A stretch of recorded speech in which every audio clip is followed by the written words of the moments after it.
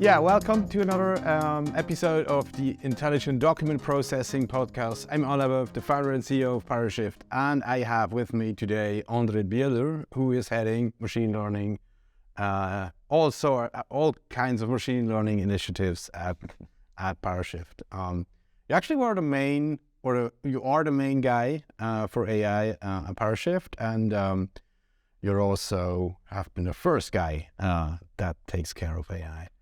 I think we were doing another podcast where you and Mattia were talking about AI topics, and I thought it would be a good idea that we wrap it up a bit, as there's a new AI summer AI frenzy craze going on. Funny enough, there was a AI winter predicted. And I think actually the opposite is happening. Yes. Let's hope the climate models are better then. Well, this is an episode without much conception, without much preparation. It's just two weird guys talking about tech, about perception of tech. So if you don't like this is the moment to switch off. If you like it, then stay tuned. I expect this to be both funny, bizarre, and informative. So, nice to have you here. Thanks for having me. I want to start with a little anecdote. Actually, when we started Parashift, my mother came to me one day and said, "Well, what are you doing now with this company? I heard this is artificial intelligence." I said, "Yeah, we're doing things with documents and the machine learns," and then she was, "Okay, interesting." But you can see in her face that things were working in the brain, and then out of a sudden she asked me, "Are you talking to the artificial intelligence sometimes?" And I say, "No, that's not how shit works. It's actually, no, it's not the way it works." And then, so why I'm telling this is that I think a lot of people have this expectation that you should be able to talk to the artificial intelligence, so that's sort of a counterpart. And I think this whole narrative that was looming, or this expectation that was looming, is actually very well fulfilled by what OpenAI did with the ChatGPT thing, because you now can actually start to talk to AI in a way that that comes closer to a real perception of talking to somebody. Yeah, I agree. I think what we know about people is that they're mostly interested in people. So even if you look what we do in space research, we look for life that is similar to us. We always try to find something that's similar to us, and I think this natural interactive environment with a chat, just with natural language, is exactly like this. It feels like a human, like people give it a name, like they talk to it, they say please and could you and whatever, they talk to it like a real person. So I think that's also a big part of the real appeal of this thing, just because it's something human-like. It's not like an abstract machine that spits out numbers or these specialized cases. So I think that's one of the biggest reasons why this is taking off so hard. So that actually it's more an emotional part that fooled all the business people to write LinkedIn posts. They not fooled. I mean, it's excellent. I mean, it's cool. Yeah. It's all right. Okay. Well, what do you think? Is that like the model of the future, to use software, having conversations? I don't know. I think it will be for a lot, because you can get very far with this. Like you can, like for example, me, when I do coding, I use it almost every day now for coding. And you get pretty far with some instructions. Then you usually have to tweak. I'm not sure. I mean, the beautiful thing about natural language is that it can be beautiful, it can be precise, but it can also be unprecise. So I think it will either then need some kind of specialized language still, because otherwise there's a lot of ambiguities in the English language, or any type of language, which if you write, for example, for coding, you need precise. things, like you need precise instructions, and sometimes small details matter that you cannot actually grasp in a natural language. It's very hard or much more effort. But yeah, I think it'll be an interactive thing, and it's actually super impressive how even now with GPT-4 how imprecise you can be, and it still interpolates or extrapolates to what you actually want. Because I think probably most people talk the same way, and because it has so many examples that it can actually figure out what you meant. So it's sometimes you are very precise and it still doesn't get it right, but sometimes it's really amazing when you're actually not precise at all, but it just does what you want it to do. So I think it'll be still an iterative thing, because sometimes you need, at least for certain tasks, you need to be able to give some feedback. But yeah, I think that's also pretty big research or development area, what they're doing, kind of these interactive kind of tools to use it interactively, not just like this round based, but a more like direct approach. So it's going to be super exciting for dashboards or so. So they're working on kind of AI whiteboards where it can interactively dynamically change stuff together with the AI, and so that's just awesome. Yeah, I mean, for sure. I look at the whole development with both excitement and anxiety somehow, because what we saw multiple times that with AI winter and AI summer periods, that actually there's a lot of expectations from AI, and then that gets translated into customer needs, and these customers come to vendors such as VR1, and then they're asking, how can this be so complicated? Why doesn't it just work out of the box? And if you have the technological dimension behind that, you think, what the hell? What we can deliver is already very good, but we're just not there where everything is like solved. And so I fear a bit that after a period of party, things will cool off and then it will fall back on us. Or how do you see this? Or are we, I mean, is the prediction of AI winter eventually probably right? It's just like... I don't think so. It reached, I think, now a threshold, and it reached so many people that you can put the genie back in the bottle, I think now. It's become obvious, and it's at the quality now that people can use it for so many tasks. It's like this whole language thing, but there's music, medical applications. There's so many, and I think this spark of also kind of the inspiration, even if it's not like able to solve your problem like GPT-4 now, it's kind of still, I think, inspirational to a lot of people to drive for whatever tool they need, or whatever niche thing they have that is maybe not language related. So yeah, I don't see AI winter coming per se. Maybe, well, you never know what regulators do. Yeah. So, true. Or what is necessary to do. I mean, I'm an optimist, so I see the upsides of this. Like, what could you solve? But there's not less nicer people than the two of us, which would have maybe bad intentions. So yeah, I don't know. I don't think it will be an AI winter, but maybe if regulations, maybe if it gets too out of control, too crazy, and too many bad actors get their hands on it and actually do harmful stuff with it, it might just be regulated in a way that it's maybe less usable or less like cooled off. Or, I mean, also people change their minds. I mean, it also goes in waves, right? Sometimes in past years, people are supernatural, then you get industrialized and people trust technology, and now it's actually on the way back. Everyone wants this homegrown, like natural stuff. Yeah. So I think now they trust the machine. Like if they ask ChatGPT for something, they trust the results, but I'm sure it will turn. They will say, oh, this is a whole, the lizard people have programmed GPT-4 or GPT-6. and now it's just programmed to brainwash you, and they will not trust anything any of these machines will spit out. So who knows? Yeah, I don't know. Yeah, just because you're not paranoid, that doesn't mean they're not after you. So True. Well, okay.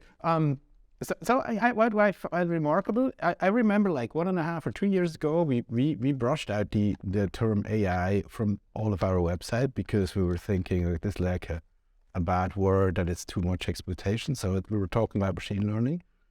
And I quickly learned the past couple of months, but that we actually need to talk about AI. And I have some VCs calling, well, you're an AI company, that's interesting, can we talk? So I think that's it's a good spot for us. But how do you see the impact of LLMs with regards to intelligent document processing? So by the way, it's LLMs as well. It's LLM in English, right?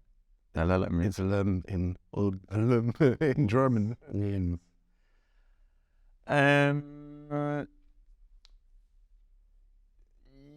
There's certainly lots of use cases for them, especially for like these obviously documents that are actually language based, like contracts or legal documents, medical records, where it's actually like text. But there's also a lot of places where if you look at documents like an invoice, it's barely text, right? It's numbers and keywords and all over the place. So there's a block over here, then one down there, then there's a table.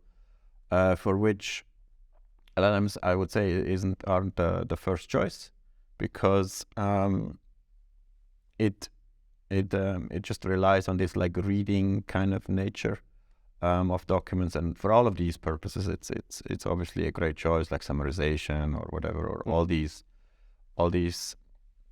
the models, the generative models that we see now that you need for this. But on the other hand, for a lot of tasks, you don't need the generative part of the model. So like for people who are not familiar, you can have like two types in these models. You can have an encoder who takes an input and encodes it into a numerical representation. You can think of it as an abstract representation of your input. And then you have a decoder who takes that input and generates some output with it. What GPT does is it only has the second part. Actually, it completely got away with the encoder. It just feeds your whole input into it, and then it starts generating. But for a lot of things, you don't need it. For example, if you want to identify an interesting area in a document, you don't need to generate the text. You can just point at the place on the document. For this, you don't need the actual generative part. So I think there's lots of use cases where it's inevitable to use it, and there's other use cases for which it's not really necessary, because it just adds complexity, and it's these generative models, they run sequentially, so they produce one word at a time, and so you have to run the whole thing through the model again and again and again. So they are way slower than if you just pass the document, for example, through the model, and it just points to the right place. Yeah. So it's super exciting, and yeah, I'm actually kind of surprised that this decoder only approach of GPT is so powerful that they just say, well, fuck the encoder part and just feed it everything. And yeah, it's really impressive how they with just the decoder just creatively come up with new tokens that it kind of is able to grasp the whole meaning of whatever your input was, because you can reference parts of your input, right, and all these things. So yeah, I think I mean, it's part of why we ramped up the LLM effort. So it's for sure useful, but it's not it's kind of almost an overkill for some of the applications. The things you use it to, right? Yeah, there's also a lot of discussion going on with regards to AGI. Is this AGI? I remember I heard Lex Friedman talk to Sam Altman about discussing is this thing conscious? So they, in all seriously, discussed matter of consciousness. which I found a bit ridiculous, to be frank. But I think this long-standing dream, it's a dream basically, but I think humanity still undecided whether this is a nightmare dream or actually a real dream. But it's, yeah, how close are we? What do you think? So there's the wild, for those who don't know, there's like a long history of weird predictions when singularity, which is the point when AGI still will be here. And it was updated. Yeah. So and I gave a speak at the bank a couple of weeks ago on trying to frame and sort of give my view on the development and so on. Then I showed a graph showing the winter-summer cycle, and its headline was, I copied it from somewhere, and it was like, AI has a long-standing history of being the next big thing. So, and I find that to be a good summary of what happened. So, are we sort of deorbiting this sort of up and down with popularity, and are we closer to AGI? I mean, yes, we are, of course. The closer we are, but how close are we actually until we reach AGI? Yeah, I think the goalpost has moved quite a bit, because before, like a couple of years ago, people were talking about what's it called, the Turing test, where you have your interaction with the machine and you cannot tell that it's a machine. I think we're way past that point, which like a couple of years would have been accepted. This is actually something that resembles AGI. But no, I don't think there's no clear definition of done. So as always in software development, and I don't think it's that. To me, it's not that interesting what the exact definition is. I mean, also with the whole consciousness, I don't care too much, to be honest, of what it exactly is. It's kind of fun to think about it, but to me, that's not a. As you said, there's no clear definition, so there's also no, what do we gain if we can say, well, we have now AGI? What does it change? It doesn't change. It's just a check mark somewhere, right? It's not, you cannot do more. It's the actual thing is defined by what it can do. Yeah. If you give it a label or not, it doesn't matter to the thing. So to me, this is okay. I think it's sapient kind of, because it memorizes basically the whole internet and can make sense out of it. But yeah, all the other cases. But then again, I don't know. If you start, we're super bad at kind of imagining one change that's coming. Like, so people are super bad at extrapolating. Like, if you say what's the world gonna look in 10 years, they severely underestimate how different it will be. Even if they look back 10 years and think, oh yeah, it was completely different. And the other thing is, it's hard to imagine if you have something that is so much smarter than you that you cannot even comprehend. Right? You can understand a person or a thing that is maybe 20% smarter than you, or maybe twice as smart as you. But if you have something that has just all the information and it's just 100 times smarter, like not even, it's like, who was it? I think Neil deGrasse Tyson said it, when you have an alien invasion and you think of your difference between a human and a small whatever bird or worm. Like, if you talk about your taxes to the worm, you don't even it cannot do anything with your information. But the same goes, I mean, we are not at the ceiling of intelligence, so you can easily extrapolate to somewhere up that is just as much above us that we are to a worm or whatever, a goldfish. So whatever then happens, I don't know. It's we're actually landed now. We're in the discussion. We landed in the middle of this whole philosophical kind of thing that's around that as well. And I was always surprised that everybody thinks that a technology that's more intelligent, way more intelligent of us, basically two things. Are we really realizing it? Because, I mean,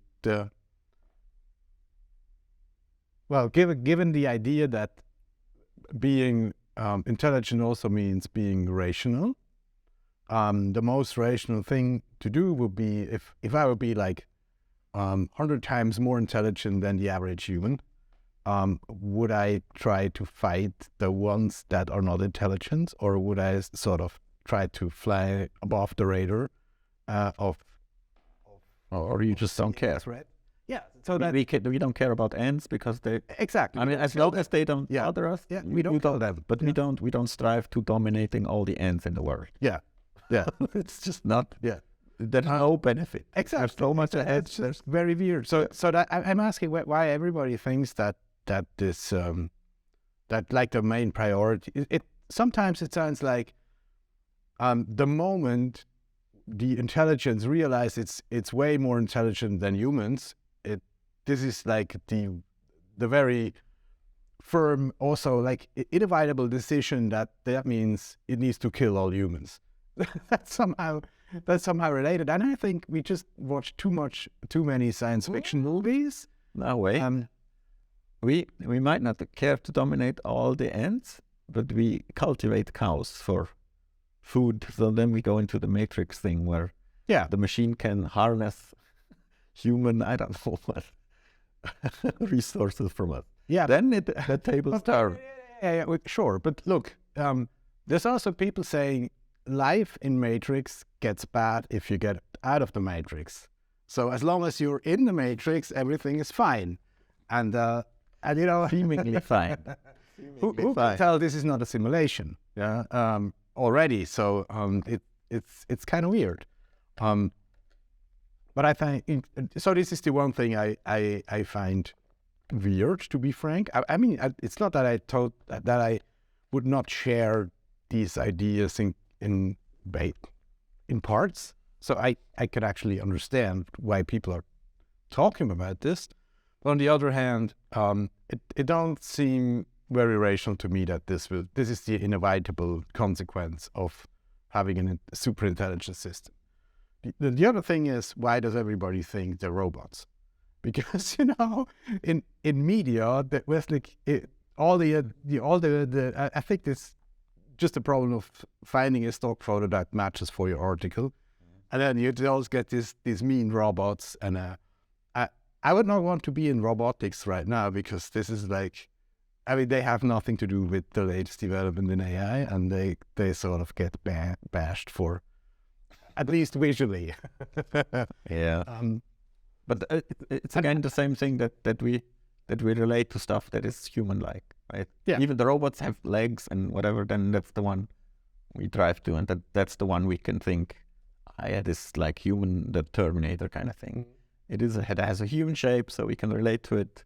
So people, I mean, it's also like how the media works, right? You want on clicks, right? Sure. If you have a toaster with that's super intelligent, no one clicks on it. But if you have like a mean-looking humanoid robot, people know, and they are engaged. Sure.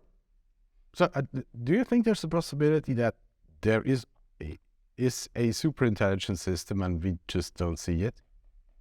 No, at the moment. Yeah. I mean, like on planet Earth. Yeah. Well, no. Like, wouldn't that be logic? That if a system gets way, way more intelligent, that it sort of tries to downplay its own role, and in the background. Why would it? Because if it's so far ahead, it wouldn't just care. It wouldn't care if we realize that it's there. Like if it's maybe a step ahead of us, then it's like, I don't want to give away my advantage maybe. But if it's far and beyond, just don't care. I mean, who cares if the humans find out? If the humans cannot stop me, I then let them know. Yeah, makes sense. Yeah. So how do you see the development of AI for the next 10 years? I know that's a very, very broad question, but I was talking a lot about all software must become AI software for like 10 years. And people were laughing at me and arguing with me, but now I got a lot of feedback from people that wrote those articles, basically saying, well, maybe you were not so wrong. I think as said many times, I think the use of AI to improve the interaction between humans and machines is something which is becoming more and more relevant. And I don't think we have progressed far there. And so with all this very mundane interaction with software, it's like we need to click there, need to click there. So it's like a tool to do something, whereas in the future, software must become a companion that's sort of working together with you and only really needs the relevant input to help you doing the next steps of actually producing the work. So how do you see where we are there? Do you share this view, or? Sharing the view in that it will just be some kind of a background thing that just helps you. Let's maybe pinpoint it to, or pin it to one. So the general statement be all software in the future must be AI-based software, or has at least a AI component. Yeah, probably. It's not cool if you agree then, because then I mean, okay, then. No, just kidding. No, well, yeah, I guess, yeah. I mean, what we see now, like what people usually do now, we have a breakthrough, but the models are gigantic. Training them is super costly, but in 2 years from now, this will be super cheap. It will run on your phone, or on your watch. I think maybe not exactly what we're doing now, but it will be so much easier to deploy, because of the whole AI, also the infrastructure, the frameworks where it's run on. Is still nowhere near mature. So there's a lot of companies that make this more accessible, also to run on IoT, whatever. So it will be almost everywhere, I think. I'm pretty sure. And it doesn't have to be like a super fancy thing. Yeah. You can just do like convenient stuff in the background, so you don't even realize it's kind of doing something smart. But yeah, I mean, yeah, it's just so convenient. It's so convenient for so many things. And this is now also to get back to the GPT thing. I think it will be enabling a lot of people to do a lot of super creative stuff. Like people will build products that probably violate all kinds of ethical things or whatever legal terms with everything. But yeah, it will be super interesting. Now we're in I think what also kind of enabled the whole progress now in the LLMs is that we just have a gigantic pool of data with the internet. It's just language, right? So you can basically collect data for free. Up until now, like Twitter said they should pay, I don't know, what's 40K a month or so to get access to the data. Reddit will do it, so everybody will do it. The EU is stepping in with data protection, as they should.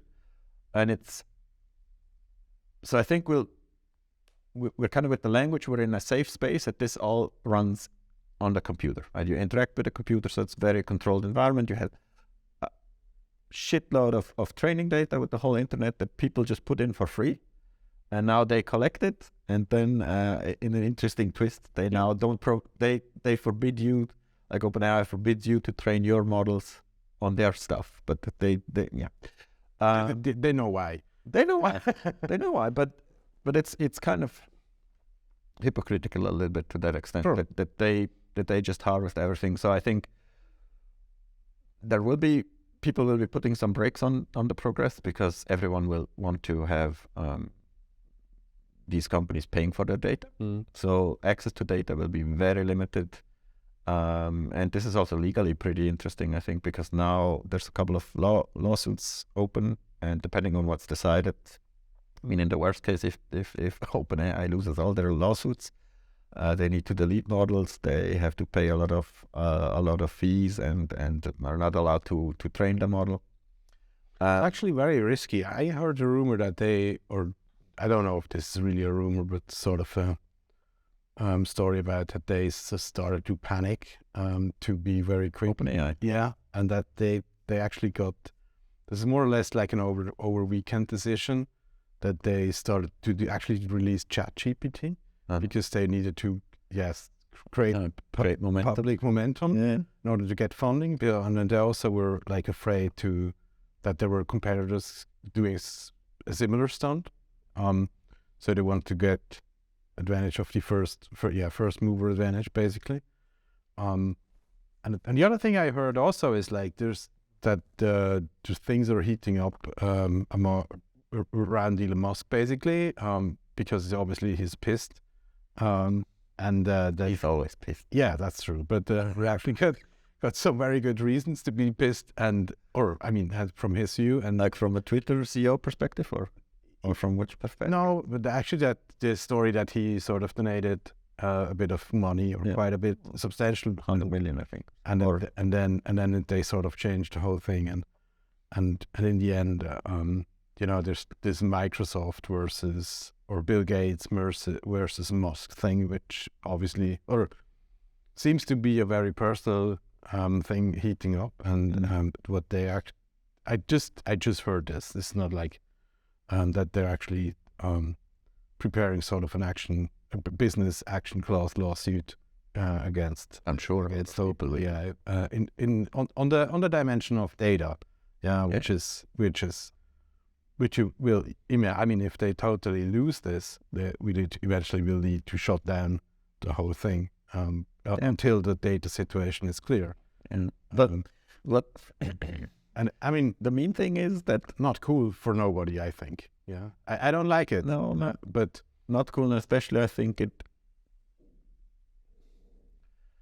they showed how to do it, right? So now if it would completely shut down with regulations, I think it will just target the wrong people, and the ones that at least try to be ethical about it and try to kind of have this model aligned with the values. And that's also something that I give credit to Altman, because he said they as OpenAI have kind of a responsibility to absolutely to make sure that the model is not or not easily being misused for harmful stuff.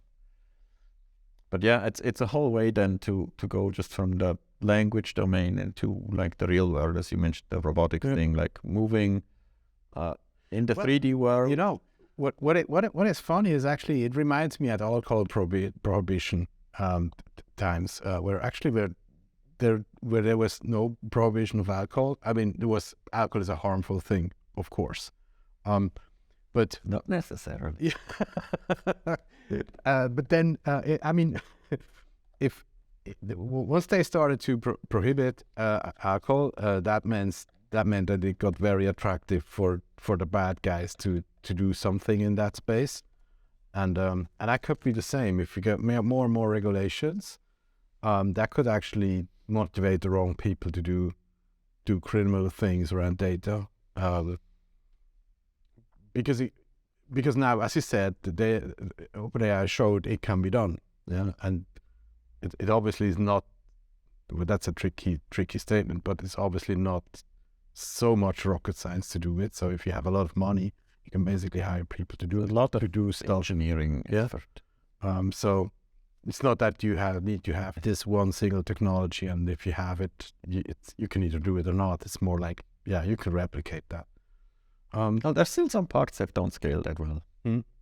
Like there's still parts of it, like you pre-train the model on the whole internet, but then the whole alignment where you have to provide it with actually human curated data to improve it, that's not super scalable. So it is still kind of a large human effort involved in training something like GPT.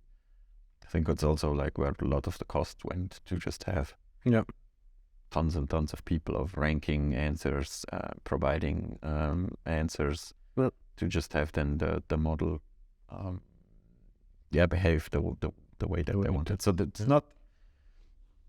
It's still gonna be expensive, even though if you have the data, there's still a lot of work. Sure, so expensive. It's not like a one person in the garage. No, that's not what I meant. I was more thinking like, okay, if you can actually, that makes selling illegal data interesting, commercially. That's one development that could come out of that, and then there will be people that have enough money to buy it and to employ bigger teams. So it's that's also why I think this moratorium thing is more or less a joke. You don't gain anything out of that, unless maybe more time for Elon Musk to set up his own AI company. But it always depends, right? I mean, you don't want.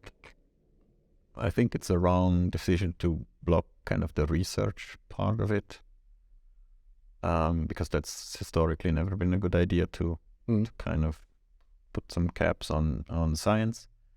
But on products, I think it can make more sense, right? Because it's what you actually then do with it, right? Because we have, it's like weapons are regulated, right? But you can do science about. I mean, there's some gray area, like with the interesting work they do at the Wuhan Institute of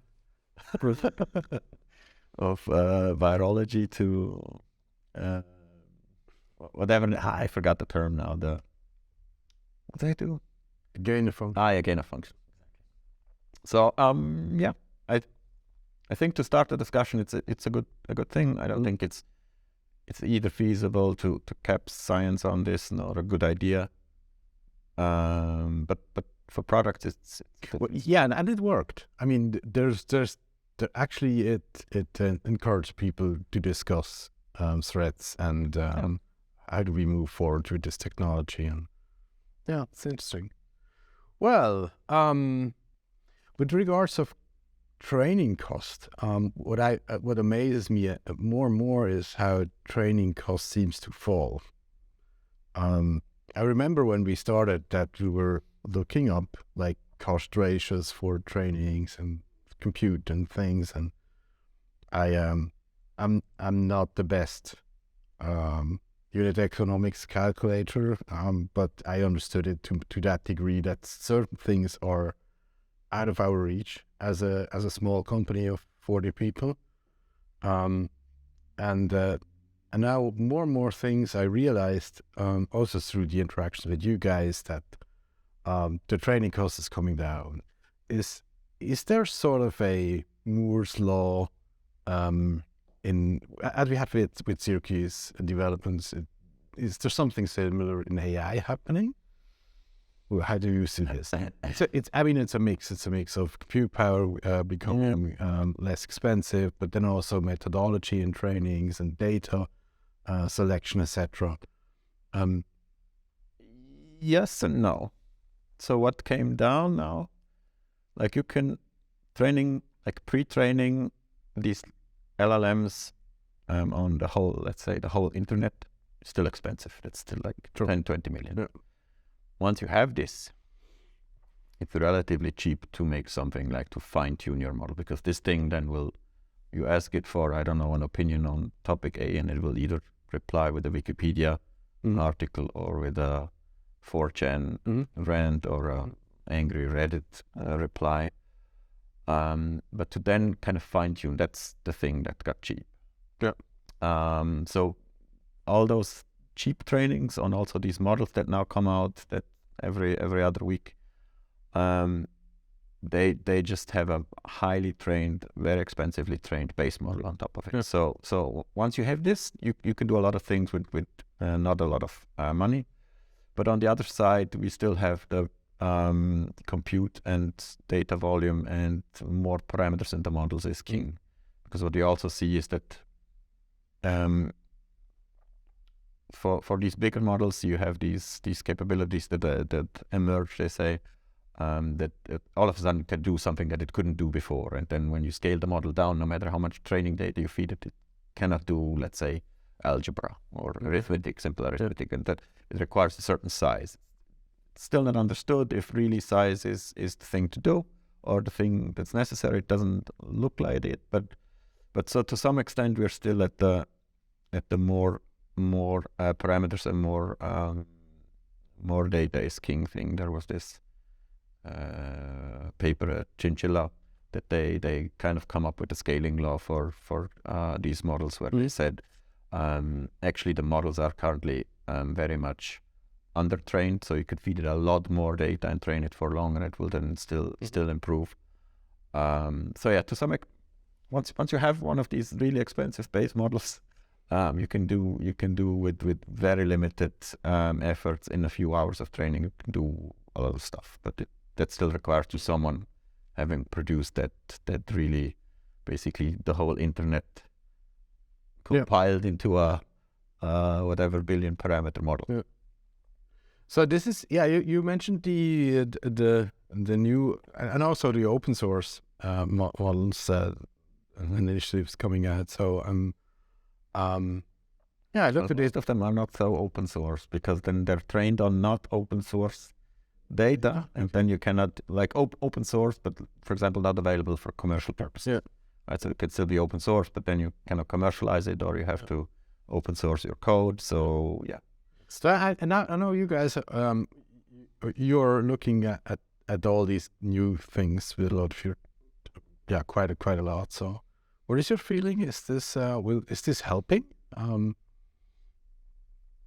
For the whole software industry, I think. Yeah, the whole open. I mean, that's also the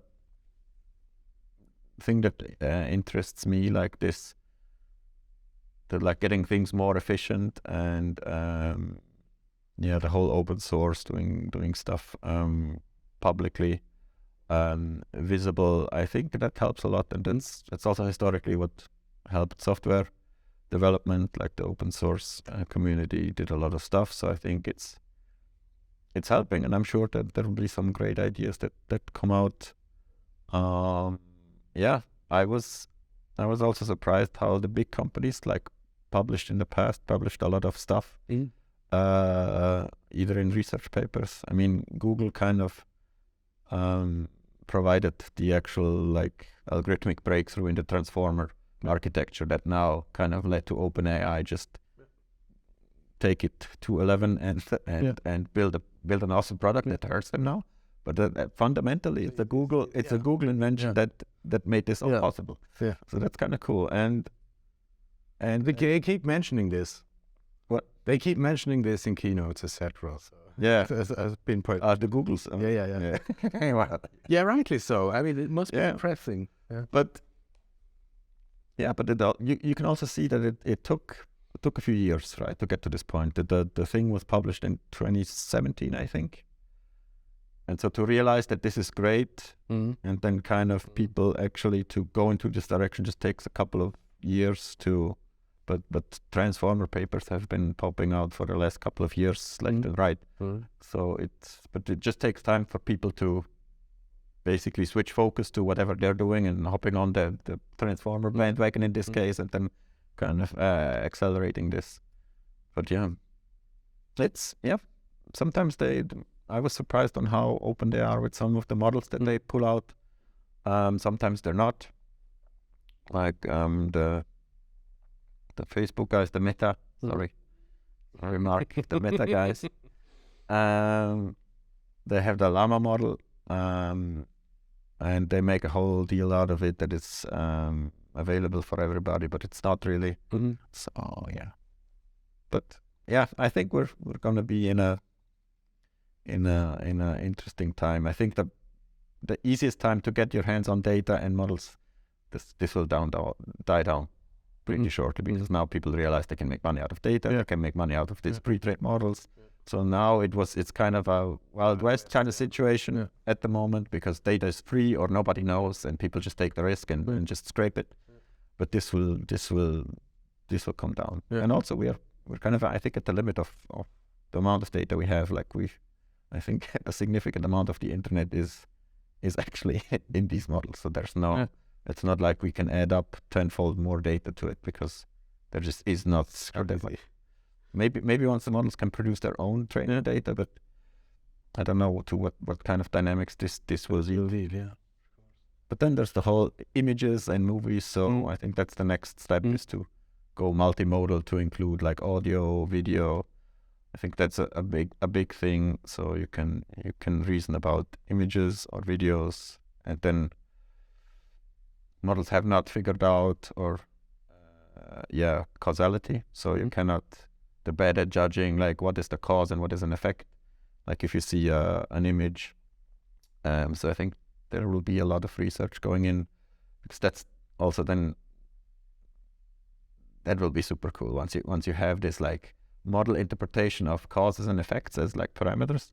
Then you could like do interactive like images always, like where you switch some, I don't know, you add an effect somewhere in, and then it reacts in real time to your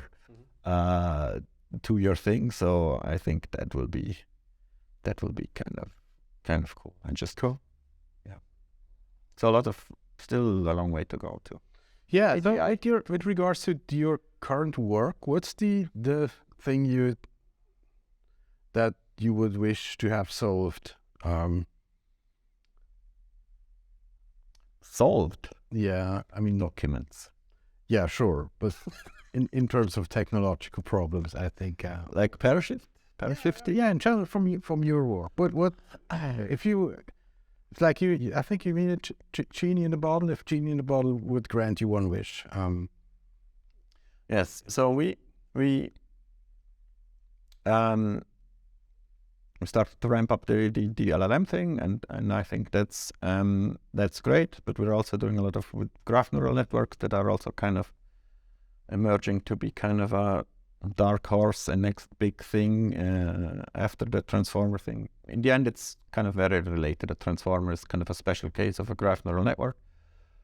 But the one thing the transformers have going for them is they are just based on text. So you can just read the text, whereas graphs need the links. And so there's not that much like data available. Like we cannot scrape the whole internet to this. So I was also a mode for Parashift, more or less. That not. Yeah, I mean, for the business, it's like, okay, you can't just scrape the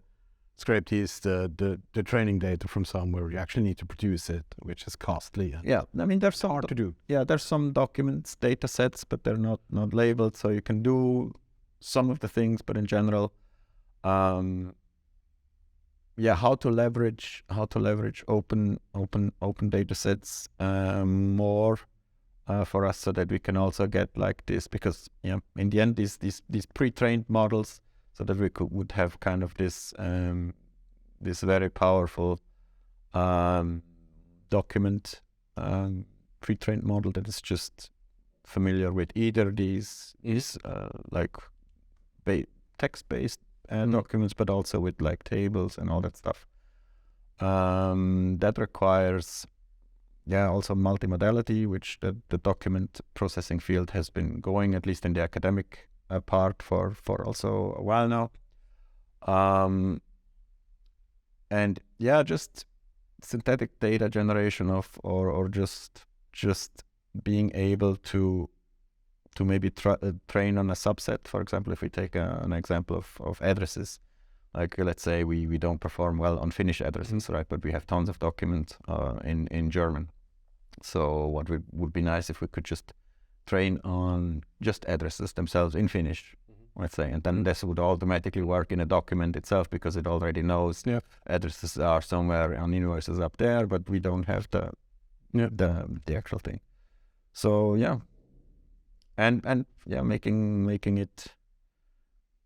it so basically also having one of these like powerful base trained models, and then kind of have efficient like fine tuning that you can really just tweak the model in some small ways to have it either for this use case or for that use case, so that that would be cheap to actually add a new use case will be very fast and very cheap, because you already have an understanding of any type of document and what kind of stuff appears in there. All right. So ultimately, that means, from a product view, that means getting rid of document types, right? Yes. Well, yes, this is some term goal in some sense. Well, I mean, for the whole information extraction part, we actually already don't care about document types, right? We care about this is an address, Sure. like stuff like that. So yeah, in general, yes, I would say so. Well, still document types in terms of more in the sense of what do I need to extract from this? Just having a catalog. Yeah. A document type is in the end just a label, and then whatever people want to extract from it is then a different choice. Yeah. All right. Yeah. So I see we already spent like almost an hour. Andre, thank you very much for your insight. It got very seriously towards the end. That wasn't planned. No, thank you very much, and thank you for your work and expertise. Thanks for having me. Thank you.